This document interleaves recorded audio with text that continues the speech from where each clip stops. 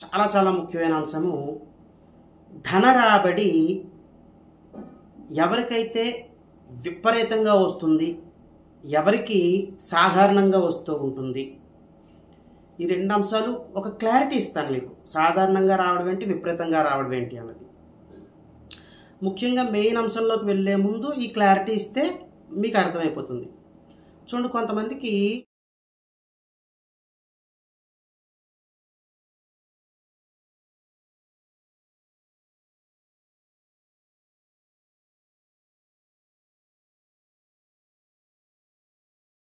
శ్రీ మాధవానంద గురుభ్యో నమః, శ్రీమాత్రే నమః. శ్రీ మాధవానంద భక్తి యూట్యూబ్ ఛానల్ ప్రేక్షకులకు నమస్కారం. ఇక ఈరోజు మనం విశేషంగా ఒక కొత్త విషయం గురించి తెలుసుకుందాము. అదేమిటి అంటే కనుక చాలా ముఖ్యమైన అంశము ధన రాబడి ఎవరికైతే విపరీతంగా వస్తుంది, ఎవరికి సాధారణంగా వస్తూ ఉంటుంది. ఈ రెండు అంశాలు ఒక క్లారిటీ ఇస్తాను మీకు. సాధారణంగా రావడం ఏంటి, విపరీతంగా రావడం ఏంటి అన్నది. ముఖ్యంగా మెయిన్ అంశంలోకి వెళ్ళే ముందు ఈ క్లారిటీ ఇస్తే మీకు అర్థమైపోతుంది. చూడండి, కొంతమందికి ధనార్జన అలా వస్తూనే ఉంటుంది. అది న్యాయబద్ధంగానా, న్యాయంగా వస్తుందా, ఎలా వస్తుందో మొత్తానికి విపరీతమైన డబ్బు వచ్చేస్తూ ఉంటుంది వాళ్ళకి. అకస్మాత్తుగా రావచ్చు, విపరీతంగా రావచ్చు, తీవ్రంగా అన్నమాట. వాళ్ళకి ఏం జరిగినా పాజిటివ్ రిజల్ట్స్ చాలా తీవ్రంగానే జరుగుతాయి. ఇక్కడ తీవ్రమైన పదము నెగిటివ్గా కూడా వాడక్కర్లా, పాజిటివ్లో కూడా వాడుకోవచ్చు. మంచి జరిగిన విపరీతంగా మంచి, డబ్బు విపరీతమైన డబ్బు, ఇవన్నీ వచ్చేస్తూ ఉంటాయి. కొంతమందికి డబ్బు వస్తూ ఉంటుంది, అలా వస్తూనే ఉంటుంది, వెళ్ళిపోతూ ఉంటుంది, దాచుకుంటారు, వస్తూనే ఉంటుంది, వాళ్ళకి లోటు లేకుండా గడుస్తూ ఉంటుంది.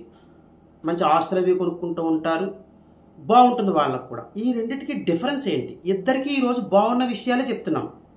విపరీతము, బాగుండడం అంటే ఇక్కడ ఎలా చెప్పాలంటే ఇంకా గుడ్, ఎక్స్ట్రాడినరీ, లేదా వెరీ గుడ్, ఎక్స్ట్రాడినరీ.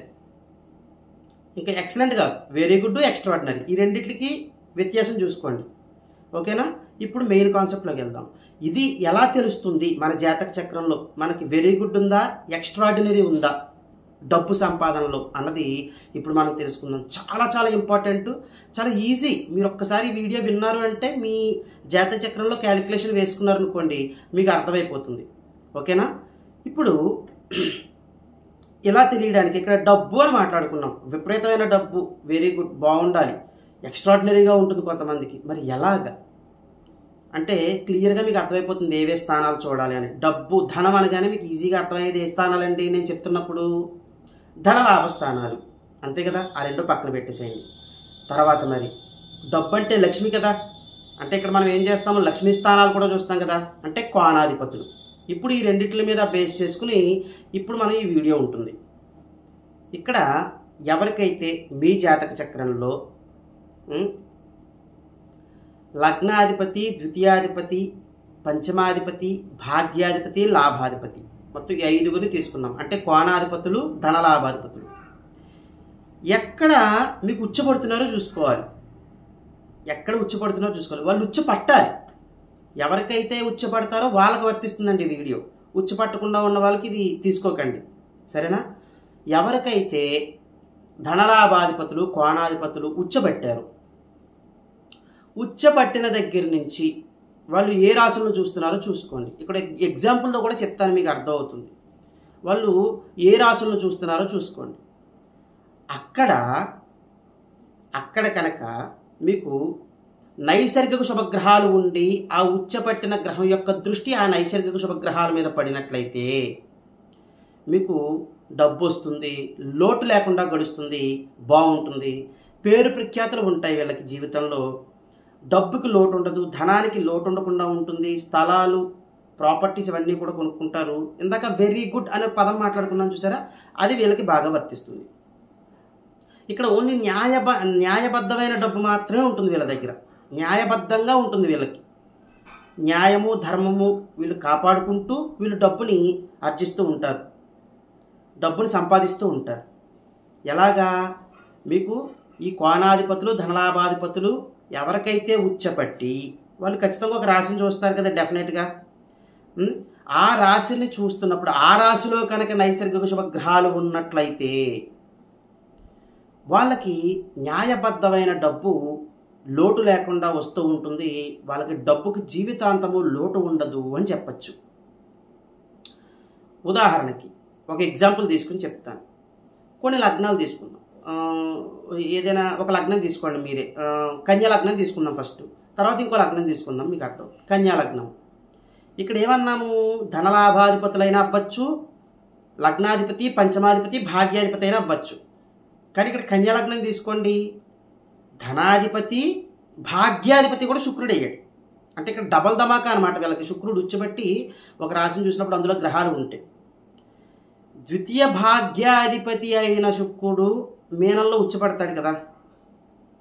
అక్కడ ఉచ్చబట్టినప్పుడు ఆయన సప్తమ దృష్టితో మళ్ళా కన్యనే చూస్తాడు. అంతే కదా. ఎవరికైతే కన్యాలగ్న జాతకులకి శుక్రుడు ఉచ్చపట్టి ఆ శుక్రుడు కన్యని చూస్తున్నప్పుడు కన్యా రాశిలో ఎవరికైతే శుభగ్రహాలు నైసర్గిక శుభగ్రహాలు ఉంటాయో వాళ్ళకి డబ్బుకి లోటు ఉండదు అని చెప్పుకోవచ్చు. తర్వాత ఇంకొక ఎగ్జాంపుల్ తీసుకోండి, వృశ్చిక లగ్నం తీసుకోండి. ఇక్కడ వృశ్చిక లగ్నానికి ద్వితీయ పంచమాధిపతి గురువు అవుతున్నాడు చూడండి. ద్వితీయ పంచమాధిపతి గురువు, ఆయన కర్కాటకంలో ఉచ్చబడతాడు. ఆ కర్కాటకంలో ఉచ్చబట్టిన గురువు, ఇక్కడ స్పెషల్ ఆస్పెక్ట్స్ ఉన్నాయి గురువుకి. 5, 7, 9 దృష్టిలతో చూస్తూ ఉంటాడు ఆయన. అంటే అక్కడ కర్కాటకం నుంచి వృశ్చికాన్ని చూడడం జరుగుతుంది. అంతే కదా. మీకు పంచమ దృష్టితోటి సప్తమ దృష్టితో మకరాన్ని చూడడం జరుగుతుంది. భాగ్య దృష్టితో ఆయన సొంత ఇంటిని చూడడం జరుగుతుంది, మీనాన్ని. ఇక్కడ వృశ్చికంలో కానీ మకరంలో కానీ ఆయన స్వక్షేత్రమైన మీనంలో కానీ ఏమైనా నైసర్గిక శుభగ్రహాలు ఉండి ఈ గురువు యొక్క దృష్టి, ఉచ్చపట్టిన గురువు యొక్క దృష్టి, ఇక్కడ పంచమాధిపతి అయ్యాడు, ద్వితీయాధిపతి అయ్యాడు, దృష్టి పడినట్లయితే వాళ్ళకి అక్కడ నైసర్గిక శుభగ్రహాలు ఉన్నట్లయితే ఆ రాసుల్లో వాళ్ళకి డబ్బుకి లోటు ఉండకుండా జీవితాంతము సుఖపడతారు అని చెప్పుకోవచ్చు. న్యాయబద్ధమైన డబ్బు వస్తుంది వీళ్ళకి. ఎక్కడ అన్యాయం అన్నది ఉండదు వీళ్ళ దగ్గర. అంటే అన్యాయమైన డబ్బు ఉండదు వీళ్ళ దగ్గర. ఇది చాలా రేర్ కేసెస్లో జరుగుతూ ఉంటుందండి. ఎవరికైనా ఇది జరిగిందంటే వాళ్ళు అదృష్టవంతులు. ఇలా ఉంది మా గ్రహస్థితి అంటే కనుక వాళ్ళు అదృష్టవంతులు. ఉచ్చపట్టిన గ్రహము ఎప్పుడైనా గుర్తుంచుకోండి, ఉచ్చపట్టిన గ్రహము, అది ఉచ్చపట్టిన గ్రహం ఏంటది, మీ లగ్నాధిపతి పంచమాధిపతి, ఈ ద్వితీయాధిపతి అవ్వచ్చు, భాగ్యాధిపతి, ఈ లాభాధిపతులు, వాళ్ళు ఎక్కడైతే ఉచ్చపడతారో అక్కడి నుంచి కనుక ఏ రాశిని చూస్తారో అక్కడ నైసర్గిక శుభగ్రహాలు ఉంటే వాళ్ళు అదృష్టవంతులు. చాలా రేర్ కేసెస్లో చాలా తక్కువ మందికి ఉంటూ ఉంటుంది గ్రహస్థితి. ఉంది అంటే కనుక వాళ్ళు చాలా అదృష్టవంతులు అని చెప్పచ్చు. సరే, ఇప్పుడు ఇంకొకటి, ఇదే కన్యా లగ్నము, ఇదే వృశ్చిక లగ్నము, మీరు ఏ లగ్నమైనా తీసుకోండి, అక్కడ చూసుకుంటే మీకు అర్థమైపోతుంది. ఓకే, ఇక్కడ ఇంకొకటి వృశ్చిక లగ్నానికి ఇంకొకటి చెప్పుకోవచ్చు. లగ్నాధిపతి కుజుడయ్యాడు, ఆయన మకరంలో ఉచ్చబడతాడు. అంతే కదా. ఆయనకి స్పెషల్ ఆస్పెక్ట్స్ ఉన్నాయి. 4, 7, 8 దృష్టిలతో కుజుడు చూస్తాడు. అంతే కదా. ఎవరికైతే ఈ 4, 7, 9 అయితే ఏమవుతుంది, మకరంలో ఉన్నప్పుడు ఆయన స్వక్షేత్రమైన మేషాన్ని చూసుకుంటాడు. తర్వాత సప్తమ దృష్టితో కర్కాటకం ఆయన నీచ స్థితిని చూసుకుంటాడు. అష్టమ దృష్టితో సింహరాశిని చూస్తాడు ఆయన. అక్కడ కనుక మీకు ఏవైనా ఈ నైసర్గిక పాపగ్రహాలు ఉంటే కుజుడు యొక్క దృష్టి పడితే ఇలాంటప్పుడు, ఇప్పుడు పాపగ్రహాల యొక్క దృష్టి పక్కన పెట్టేసేయండి, ఇందులో వర్తించదు అది. అన్ని కలిపేసుకోకండి. చాలామంది మెర్జ్ చేసేసుకుంటున్నారు ఒక వీడియోకి. ఏ కాన్సెప్ట్ అదే. అందులో ఏది వర్తిస్తుందో చూసుకోవాలి. మనకి అందరికీ ఒకటే ఉండదు కదా. ఈ కుజుడు ఆ 3 దృష్టిలతోటి చూసినప్పుడు అక్కడ నైసర్గిక శుభగ్రహాలు ఉన్నట్లయితే చాలా మంచి అదృష్టం కలుగుతుంది ఆ జాతకులకి అని చెప్పుకోవచ్చు. ఇలాగా ఇప్పుడు నైసర్గిక పాపగ్రహాలు, ఇదే కన్యా లగ్నం తీసుకోండి లేదా వృశ్చిక లగ్నం తీసుకోండి, మీరు ఏదైనా తీసుకోండి, అక్కడ పంచమాధిపతి కానీ మీ ద్వితీయాధిపతి కానీ మీకు ఎక్కడైతే ఉచ్చపడుతున్నారో అక్కడ ఉచ్చబట్టారు అనుకోండి, మీరు అదృష్టవంతులు. అది నేను చెప్పేది. ఇక్కడ ఉచ్చపట్టడమే ఇంపార్టెంట్. స్వక్షేత్రం మాత్రం తీసుకోమను. స్వక్షేత్రం నుంచి దృష్టిలు మళ్ళీ వేరు. ఓకేనా. ఇక్కడ ఈ కన్యా లగ్నానికి మళ్ళీ ద్వితీయ భాగ్యాధిపతి శుక్రుడు అవుతాడు, కన్యను చూస్తాడు, ఇవన్నీ చెప్పుకున్నాం కదా. అక్కడ నైసర్గిక పాపగ్రహాలు ఉన్నట్లయితే వీళ్ళకి డబ్బు అసలు ఎలా వస్తుందంటే దానికి మంచి చెడ్డ ఏముండదు. ఇంకా న్యాయమైన డబ్బు ఉంటుంది, అన్యాయమైన డబ్బు కూడా ఉంటుంది వీళ్ళ దగ్గర. అది అన్యాయమైన డబ్బు తప్పది, మనము తప్పు అని చెప్పినా మరి కొంతమందికి బ్లాక్ మనీ ఉంటుందండి. అది నేను తప్పు అని చెప్పేసి అది తప్పు అంటే వాళ్ళు ఏమైనా ఇచ్చేస్తారు, వీళ్ళు గవర్నమెంట్కి ఇవ్వరు కదా. ఇంకా కొన్ని మనం మార్చలేము, తప్పు ఒప్పులు చెప్పుకుంటాం అంతే. గ్రహస్థితి అలా ఉంటుంది అని చెప్తున్నాను ఇక్కడ నేను, అంతే. అది గమనించండి, ఓకేనా? ఇది తప్పు ఇది ఒప్పు అని మనం చెప్తాము, కానీ అక్కడ తప్పుని తప్పు అని చెప్తుంటే అది ఒప్పుగా ఏమైనా మారుతుందా? లేదు కదా. వాళ్ళ గ్రహస్థితి ఇలా ఉంటుంది, గ్రహస్థితి అలా ఉంది కాబట్టి వాళ్ళు అలా మారారు. బ్లాక్ మనీ ఉంటూ ఉండడము, విపరీతమైన డబ్బు, న్యాయబద్ధమైన డబ్బు, అన్యాయమైన డబ్బు కూడా విపరీతంగా వచ్చేస్తూ ఉంటుంది వాళ్ళకి. చాలా తీవ్రమైన పరిస్థితులు ఉంటాయి వాళ్ళకి. ఎలా అంటే చాలా మంచిగా, ఇట్లా తీవ్రం అంటే మళ్ళీ ఇందాక చెప్పినట్టు నెగిటివ్ అనుకోవద్దు. విపరీతమైన డబ్బు ఎలా వస్తుందంటే ఎడాపెడా వచ్చేస్తుంది అంటాం మనం, అలా వస్తూ ఉంటుంది వాళ్ళకి.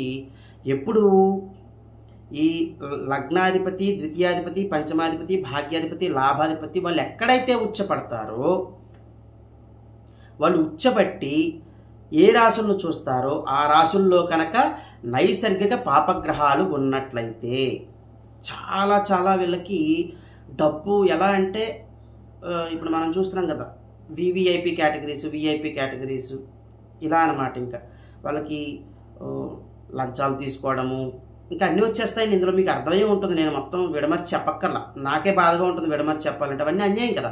లంచం తీసుకోవడము, అవతల వాళ్ళు ఏమైపోతున్నా సరే వీళ్ళకి రావాల్సిన డబ్బు వీళ్ళకి వచ్చి వాళ్ళకి న్యాయం చేయడము, న్యాయం చేస్తారు మరలా. కానీ ఇక్కడ గమనించుకోవాల్సింది ఏంటంటే చాలా చాలా ఇంపార్టెంట్ పాయింట్, ఇప్పుడు నోట్ చేసుకోవాలి. నోట్ ఎప్పుడు చెప్తూ ఉంటాను కదా, నోట్ అని చెప్పి ఇక్కడ ఒకటి రాసుకోవాల్సింది ఏంటంటే, ఎవరికైతే ఈ లగ్నాధిపతి, ద్వితీయాధిపతి, పంచమాధిపతి, భాగ్యాధిపతి, లాభాధిపతులు ఉచ్చబట్టి వాళ్ళు చూస్తున్న రాశిలో నైసర్గిక పాపగ్రహాలు ఉండి వాళ్ళు ఇలా అన్యాయంగా సంపాదిస్తున్నారు, న్యాయబద్ధంగా రావాల్సిన డబ్బు వస్తుంది ఫైన్, అది కాకుండా అన్యాయంగా కూడా సంపాదిస్తున్నారు, మీరు ఖచ్చితంగా మీ కుటుంబము మీ వల్ల ఇబ్బందులు పడే అవకాశాలు ఉంటాయి. ఇది కూడా చెప్తున్నాను నేను, ఎందుకంటే అక్కడ ధనాధిపతే కాదు ఆయన కుటుంబాధిపతి కూడా అయ్యాడు. పంచమాధిపతి ఆయన, అది లక్ష్మీ స్థానమే కాదు మీ సంతాన స్థానం కూడా, జాగ్రత్తగా గమనించుకోండి ఇక్కడ. తర్వాత భాగ్యాధిపతి అయ్యాడు. భాగ్యాధిపతి అంటే మన భాగ్యం మొత్తం అన్నీ వచ్చేస్తాయి ఇంకా భాగ్యస్థానంలోకి. మన తండ్రి కూడా సూచించేది భాగ్యస్థానం. లాభస్థానం మన యొక్క పార్ట్నర్స్, వీళ్ళ దగ్గర నుంచి చాలా ఇబ్బందులు పొందుతారు వీళ్ళు, అది గమనించుకోవాలి. సంతానం విషయంలో ఇబ్బందులు పడ్డము. తర్వాత లగ్నాధిపతి అంటే మీకు మీరే, అంటే శారీరకంగా మీరు అనారోగ్య సమస్యలకు గురవుతూ ఉండడము. లగ్నాధిపతి కనుక ఉచ్చలో ఉండి నైసర్గిక పాపగ్రహాలను చూసి అన్యాయంగా డబ్బు వస్తుందన్నాను కదా, అలా ఎవరికైతే వస్తుందో వాళ్ళు గమనించుకోవాలి. వాళ్ళు ఎంత డబ్బు వస్తున్నా హాస్పిటల్కే ఖర్చు పెడుతూ ఉండడము, సంతృప్తిగా తినలేకపోవడము. వాళ్ళు ఏం తిన్నా సరే జబ్బులకి గురవుతూ ఉన్నారు అనుకోండి, వాళ్ళు డబ్బు సంపాదిస్తారు, తినగలుగుతారండి? ఇంకెందుకండి, వేస్ట్ కదా సంపాదన ఎందుకు? మనం గతంలో కూడా మాట్లాడుకున్నాం, మనం సంపాదిస్తున్నాము ప్రశాంతంగా, మీకు ఎంతవరకు కావాలో అంతవరకు తినగలగాలి. వాళ్ళు ఎంత సంపాదించినా తినలేరు, జబ్బులు అనంత హాస్పిటల్స్కి పెడుతూ ఉండడం. అయినా వాళ్ళకి ఆలోచన రాకపోవడం, అక్కడ నైసర్గిక పాపగ్రహాలు ఉన్నాయి, ఆ జ్ఞానం ఇవ్వవు. అవి సంపాదించి ఇంకా రాని అంటూనే ఉంటాయి, తృప్తి ఉండదన్నమాట వాళ్ళకి. దానివల్ల ఏంటంటే వాళ్ళకి ఏం అన్యాయం జరుగుతుందో వెనకాల వీళ్ళు చూసుకునేటప్పుడు కాలం అంతా గడిచిపోతూ ఉంటుంది. సంతాన సమస్యలు, సంతానం కలిగినా సరే వాళ్ళకి ఇబ్బందులు, ఇంకెందుకంటే అప్పుడు ఇది ఇంకా డేంజర్. ఇది పంచమాధిపతి కనుక మీకు ఉచ్చలో ఉండి ఏవైనా రాసులు చూస్తున్నప్పుడు అక్కడ నైసర్గిక పాపగ్రహాలు ఉన్నప్పుడు మీరు అన్యాయంగా సంపాదిస్తుంటే మాత్రం జాగ్రత్తగా చూసుకోండి, మీ యొక్క సంతానానికి తగులుతుంది. అది మీరు ఇంకా తీరని లోటుగా ఉండిపోతూ ఉంటుంది మీకు. వాళ్ళు ఆటిజంతో జన్మించడం కానీ, జన్మించిన తర్వాత వాళ్ళు చెడు మార్గాలు పట్టడం కానీ, కొంచెం ఎదిగిన తర్వాత వాళ్ళు చెడు మార్గాలకు పట్టి కొన్ని బ్యాడ్ హ్యాబిట్స్కి ఎడిక్ట్ అవ్వడం కానీ, మీకు చెడ్డ పేరు తీసుకురావడం కానీ, ఇలాంటివన్నీ కూడా జరుగుతుంటాయి. అవి మీరు చూస్తూ బాధపడుతూ అయినా వీళ్ళు ఆపరా సంపాదన వస్తూనే ఉంటుందన్నమాట. అందుకని అక్కడ మాత్రం మీరు జాగ్రత్తగా గమనించుకోండి. ఈ నైసర్గిక పాపగ్రహాలు ఉండి యొక్క దృష్టిలో పడినప్పుడు మాత్రము జాతకులు కొద్దిగా జాగ్రత్తగా ఉండాలి. ఇక అర్థమైంది కదండి. ఇప్పుడు ఒకే ఒక చిన్న పాయింట్, ఇంకా ల్యాక్ చేయను, మొత్తం మీకు అర్థమైపోయింది. మీకు ధనలాభాధిపతులు, మీ కోణాధిపతులు ఉచ్చపట్టే స్థానం నుంచి వాళ్ళు ఏ రాశులు చూస్తారో అక్కడ ఏ గ్రహాలు ఉన్నాయి చూసుకోండి మీరు, అంతే.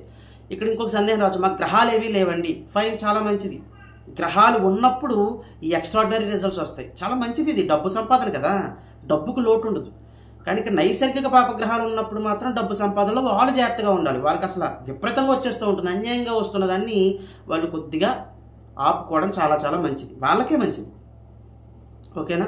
సరే, ఇక్కడ ఎవరికైతే నైసర్గిక పాపగ్రహాలు ఉండి వాళ్ళకి అన్యాయంగా డబ్బు వచ్చేస్తుందో, వాళ్ళు అన్యాయంగా తీసుకున్నామని వాళ్ళకి అర్థమైందో, తర్వాత నుంచి అది మేము కంటిన్యూ చేయకూడదు. కొంతమందికి తప్పదు, మేము తీసుకోవాలండి తప్పదు, మా పై అధికారులకు కూడా మా ద్వారానే వెళ్ళాలి, అది లేకపోతే మా ఉద్యోగాలకి చాలా ఇబ్బందులు. ఎందుకంటే అన్ని వాళ్ళ గురించి నెగిటివ్గానే చెప్పుకోకూడదండి. వాళ్ళకి ఒక మనసు ఉంటుంది పాపం, వాళ్ళు ఆలోచిస్తారు తీసుకోవడానికి. కానీ వాళ్ళ పై అధికారులు ప్రెషర్ పెడుతూ ఉంటారు, ఒత్తిడి చేస్తూ ఉంటారు. వాళ్ళు ఇప్పుడు ఏం చేస్తారు మరి? ఖచ్చితంగా కొన్ని చోట్ల ఇవ్వాలనుకోండి, అది తప్పదు కదా.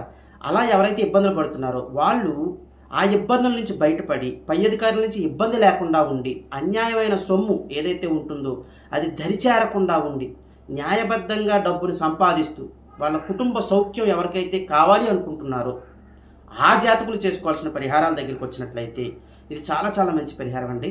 ఇది మీరు ప్రతి గురువారము శుక్రవారము చేయాలండి.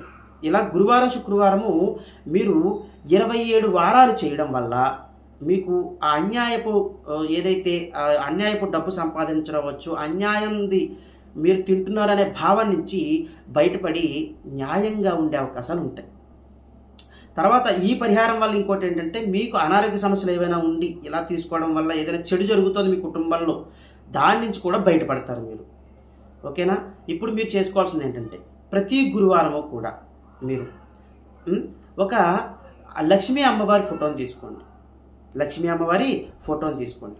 ఆ లక్ష్మీ అమ్మవారి ఫోటోకి మీరు చేయాల్సింది ఏంటంటే, ఒక 27 యాలకులు ఒక మాల కింద చేసి, 27 యాలకులు ఒక మాల కింద చేయాలి. అమ్మవారికి వేయండి. వేసి నేతితో దీపారాధన ఎలా చెయ్యాలి? నేతితో దీపారాధన అంటే కనుక మీరు బియ్యపిండిని ప్రమిదిగా చేసుకోండి. మనం చాలాసార్లు చెప్పుకున్నాం బియ్యపిండితో ప్రమిది ఎలా చేయాలి అన్నది. అందులో పాలు పోసుకున్నా నీళ్ళు పోసుకున్నా ప్రమిది కింద చేసి అక్కడ రెండు ప్రమిదలు చేయాలి.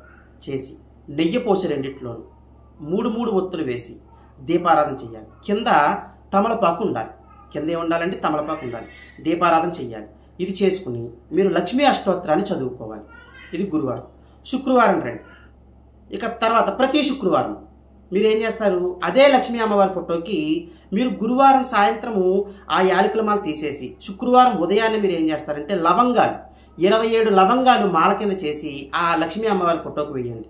వేసి సేమ్ అలాగే ఈ మీరు బియ్యపిండితో 2 ప్రమిదలు చేసి నెయ్యి పోసి 3 ఒత్తులు వేసి లక్ష్మీ అష్టోత్తరాన్ని చదువుకోండి. గురువారం ఏమో 27 యాలకుల మాల వేస్తారు, శుక్రవారం ఏమో 27 లవంగాల మాల వేస్తారు. లక్ష్మీ అష్టోత్తరం కామను. తర్వాత బియ్యపిండితో 2 ప్రమిదలు కింద తమలపాకులు పెట్టి నెయ్యి పోసి 3 ఒత్తులు వేసి దీపారాధన చేయడం అన్నది కామన్. ఇలాగా 27 గురువారాలు 27 శుక్రవారాలు చేసుకోండి. దాని నుంచి మీరు ఏదైతే ఇబ్బందులు పడుతున్నారో వాటి నుంచి బయటపడి మంచి ఫలితాలు పొందే అవకాశాలు ఉంటాయని చెప్పుకోవచ్చు. ఇవన్నీ చేసుకుంటూ మీరు సంఘంలోనూ సమాజంలోనూ మంచి పేరు సంపాదించుకుంటూ మీ కుటుంబ సభ్యులతో సుఖశాంతులతో జీవించాలని కోరుకుంటూ సర్వే జనా సుఖినో భవంతు. శుభం.